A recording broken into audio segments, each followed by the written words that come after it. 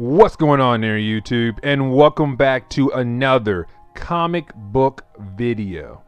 Alright guys, so we are going to continue with some more classic Marvel. Matter of fact, we are going to continue with more classic Spider-Man. Now guys, for the past couple Mondays, we have been covering the death of the Stacys. We have covered the death of George Stacy, the aftermath of George Stacy's death, and now we are finally here. The death of Gwen Stacy, the night she died by the hand of the Green Goblin.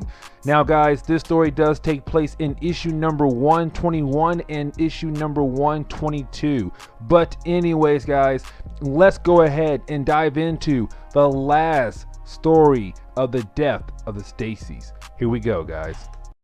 Now guys, when it comes to Spider-Man number 121, we do pick up with Gwen Stacy and Mary Jane Watson, because right now they are checking up on Harry Osborn, because right now Harry Osborn is not doing so well, because he took some LSD, he took some heavy drugs, and right now he's in bed crying in pain, trying to get better, but he can't, because right now those drugs are affecting him. Matter of fact, there is a doctor there, but the doctor tells the girls, listen, your best friend here, he needs to go to an actual hospital. I can't help him right here in his own house. I need actual medical gear to make Harry better, because right now Harry is struggling to fight against the LSD drugs. And so you have the doctor tell Mary Jane and Gwen Stacy, listen, I did my best. I did what I could do for right now, but this boy, he needs an actual hospital. Now, the doctor does leave, and that leaves Gwen Stacy and Mary Jane wondering what in the world should they do. Now, you do have Spider-Man swing in and jumps on the building and sees his best friend Harry Osborn not doing so well right now. He sees Harry is in serious trouble and serious pain because of the drugs. And so you have Spider-Man go in the house, change into his Peter Parker outfit to go check up on his best friend. The thing is, as he's going to walk in the room of Harry Osborn, he bumps into Norman Osborn, the father of Harry Osborn. Now, right now, Norman Osborn is just Norman Osborn. He is not the Green Goblin. He is normal. I mean, he is technically a normal man, because he forgot about his second life of being the Green Goblin. He forgot that he knows who Spider-Man truly is, that Spider-Man is Peter Parker. He forgot all of that. Right now, he is just Norman Osborn. Now, of course, with Norman Osborn bumping into Peter Parker, he tells Peter, listen, I want you out of my house, because it's your fault that my son is on drugs. It's your fault my son is in that room right now crying in pain, not feeling so well, because he took drugs because of you. Matter of fact, I want Gwen Stacy and Mary Jane also out of here, because it's all your faults that my son is in pain right now. It's your fault that my son took those drugs. And so he kicks out Peter Parker, Gwen Stacy, and Mary Jane out of the house. Now, a few moments do go by, and we do jump back to Norman Osborn. Now, Norman Osborn is not doing so well, because his company, Oscorp, is falling apart. Stocks are falling down left and right, left and right. Matter of fact, with his company falling apart and his son not doing so well, Norman Osborn has a mental breakdown. I mean, he has a huge mental breakdown, because with his company falling apart, with his son basically right now lying in bed in pain because of the drugs, and also he believes that he has been a bad father to Harry, Norman Osborn has a major breakdown, a major mental breakdown. But with this mental breakdown, he starts to remember everything of being the Green Goblin. and he goes back and says, it's time for me to become the Green Goblin once again and finally defeat Spider-Man. And I know how I can finally defeat him. And so we do jump over to Gwen Stacy.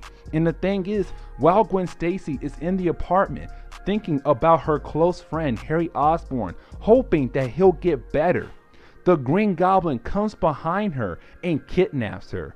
But by the time he does that and leaves, Peter Parker arrives in the apartment to check up on his girlfriend Gwen Stacy. And when he gets there, he sees that his apartment is trash. He sees that the handbag that he bought Gwen Stacy for Christmas is on the floor.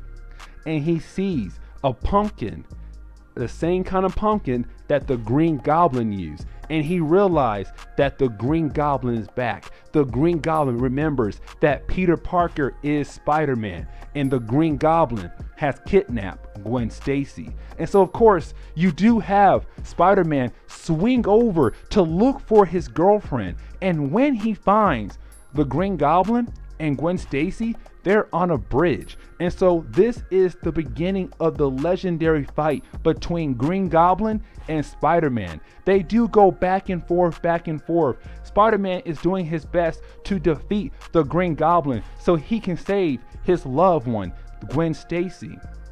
The thing is though, after he thinks he defeats the Green Goblin, that he thinks he can get Gwen Stacy somewhere safe, the Green Goblin knocks Gwen Stacy off the bridge. Now, of course, you do have our boy Spider-Man go after her to save her life. And when he shoots his web to stop her from falling and he gets back to her, he realizes she's already dead. Now, guys, when it comes to Marvel Comics, this death is a huge controversy. What I mean is that some folks believe that the Green Goblin killed Gwen Stacy, but some folks believe when Spider-Man shot his web to save Gwen Stacy that he broke her neck.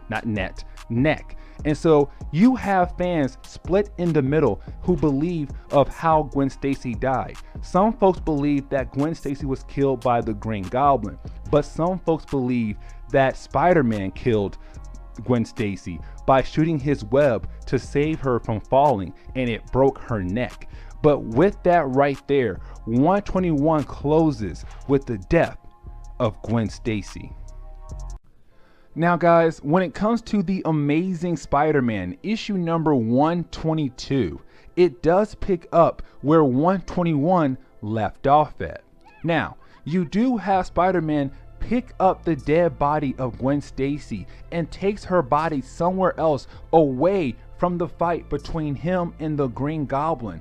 And as soon as he puts the dead body down and gets back up, he web slings back up to the bridge to continue fighting against the Green Goblin. Now, these two men, they hate each other so much, they have a reason to hate each other.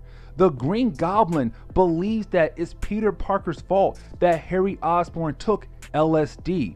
Spider-Man hates the Green Goblin because the Green Goblin just killed Gwen Stacy. These two men have a reason to kill each other. And so they go back and forth, back and forth. It's a legendary fight between these two characters. Now, of course, the Green Goblin gets away. And with him getting away, you do have Peter Parker turn around and look at the dead body of Gwen Stacy. But when he looks at the dead body, he sees that the police has found her dead body. And so he web slings down and he's kind of like, no, she's not dead, she's alive. I need you guys to get away from her. But you have the police telling him, listen, she's dead. Her body is cold. I mean, she is dead, man. And so right now, it's Spider-Man in denial. He can't believe his loved one is dead. The woman he loved so much, the woman he wanted to marry, is now dead. And so with him holding her dead body, he even says, it's my fault that she died. It's Spider-Man's fault that she's no longer around. And with him saying that, the police is kind of like, wait a second, hold on, sir. You just say it's your fault she's dead? Listen, man, we have to arrest you because you just said it's your fault that she's dead. Now, of course, they do start shooting at Spider-Man, but he does get away. Now, you do have Peter Parker kind of like, I have to find Norman Osborn. I need to get my revenge. This man killed the woman I love. The question is, though, where can I find him? Now, he does go around New York and try to find him on his own, but he can't find the Green Goblin. And so what Peter Parker does, he goes into the Daily Bugle as Spider-Man and meets up with Robbie. He's kind of like, listen, Robbie, I need your help to find the Norman Osborn. I need your help to find the Green Goblin. And so, of course, Robbie helps out Spider-Man to find the Green Goblin to see where he could be, because he knows all the property that Norman Osborn owns in New York. And so he's kind of like, here, Spider-Man, this could be the building he's at right now. And so, of course, you do have Spider-Man web sling to that building. Now, guys, this is where we see the death of the Green Goblin, because as soon as Peter Parker gets there as Spider-Man, he starts fighting against the Green Goblin. They do go back and forth. Again, it's another legendary fight between these two characters. But after a while, Spider-Man realized he needs to stop because he almost killed the Green Goblin by punching his face in. And so he stops and realizes, if I had killed him, I would be just like him, and I cannot become that kind of man. Now, with him kind of thinking about how he almost killed the Green Goblin called in his glider to stab Spider-Man in the back.